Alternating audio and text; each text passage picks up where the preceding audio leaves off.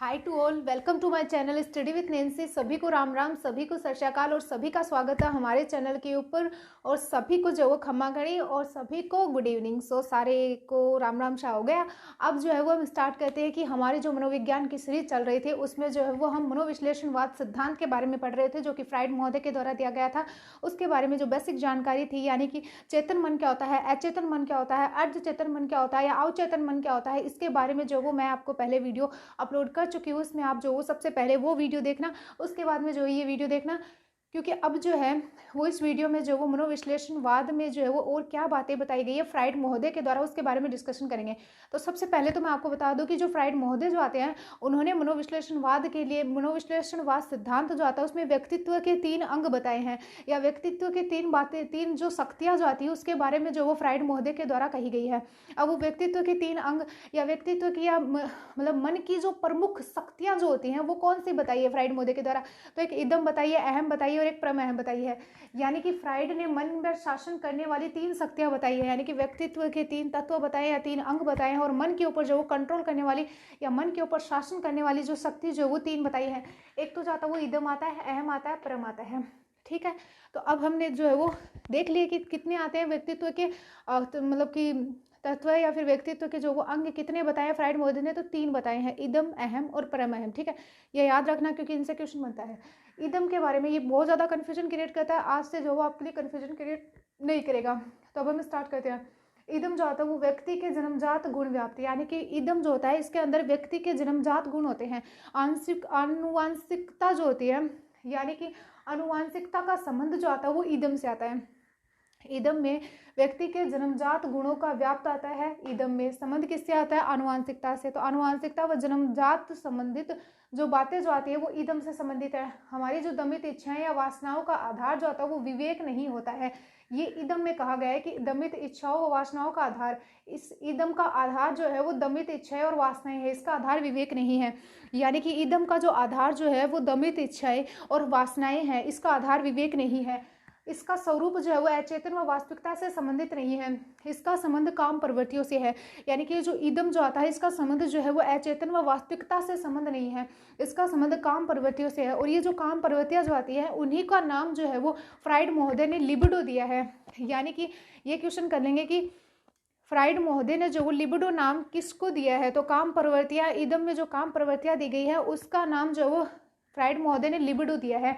ठीक है, नेक्स्ट हम बात करते हैं कि जो इदम जो होता है उसमें उसमें किन लोगों में जो है वो सबसे ज़्यादा प्रधानता होती है इदम की।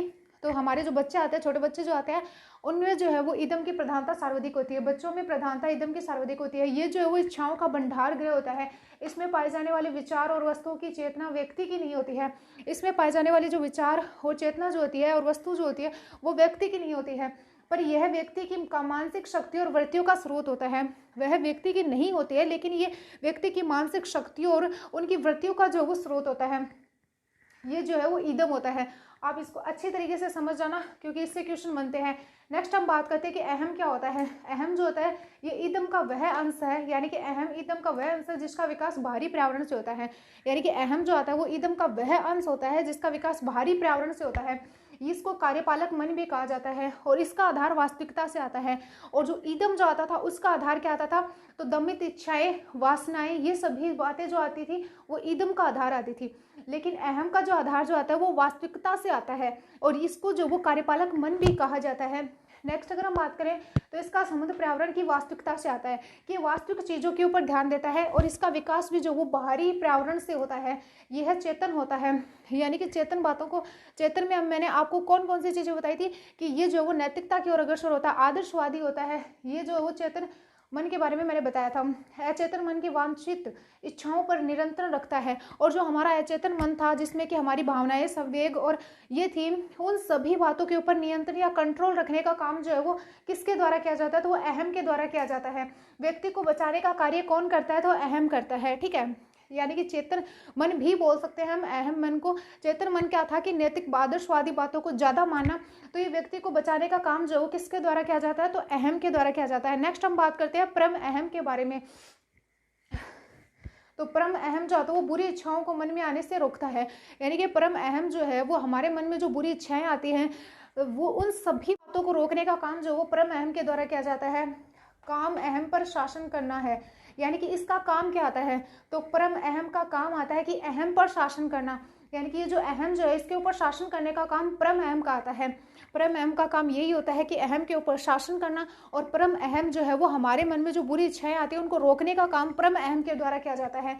चेतन व अचेतन के बीच प्रहरी का काम करता है। मैंने आपको याद हो तो बताया था कि ऊपर अचेतन मन बताया था और नीचे चेतन मन बताया था, उनके बीच में जो है वो अर्ध चेतन मन के बारे में बताया था, अवचेतन मन के बारे में बताया था। तो ये क्या करता है कि हमारा जो चेतन मन और अचेतन मन जो है उनके बीच में जो वो प्रहरी का काम करता है। ठीक है, हमारा साधारण अंतःकरण सभी प्रकार की इच्छाओं को पूरा करना चाहता है, यानी कि साधारणतः हमारा मन यही होता है कि हम सभी प्रकार की इच्छाओं को पूरा कर ले। तो इसमें यही बात कही गई है कि हमारा साधारण अंतःकरण सभी प्रकार की इच्छाओं को पूरा करना होता है, जो जैसे कि सामाजिक नियमों और मान्यताओं का ज्ञान शैशव काल में ही व्यक्ति को धीरे धीरे होने लगता है, परम अहम या उच्च अंतःकरण का निर्माण हो जाता है। यानी कि व्यक्ति का मन कैसे होता है कि हम जो है वो सारी अपनी इच्छाओं को पूरी कर लें, लेकिन एक बच्चा जो होता है वो जब जैसे जो है वो शैशवावस्था स्टार्ट होती है तभी जो है उसको हमारे समाज के नियम रीति रिवाज या हमारे जो नैतिक नियम जो है उसके बारे में उसको थोड़ा थोड़ा पता चल जाता है कि अगर हम ये कार्य करेंगे तो वो हमारे समाज की भाषा में जो वो गलत होगा। तो ये जो है वो परम अहम जो है वो विकसित होने लग जाता है। अभिव्यक्ति करने वाला मन बोलते हैं इसको। तो परम अहम को जो है वो कौन सा मन बोलते हैं, इसको जो है वो कार्यपालक मन बोलते हैं। तो फिर परम अहम को जो वो अभिव्यक्ति करने वाला मन बोलते हैं, यानी कि हमने अहम को जो वो कार्यपालक मन कहा है, तो परम अहम को जो है वो अभिव्यक्ति करने वाला मन जो है वो परम अहम को कहा जाता है, नैतिकता का कमांडर कहा जाता है।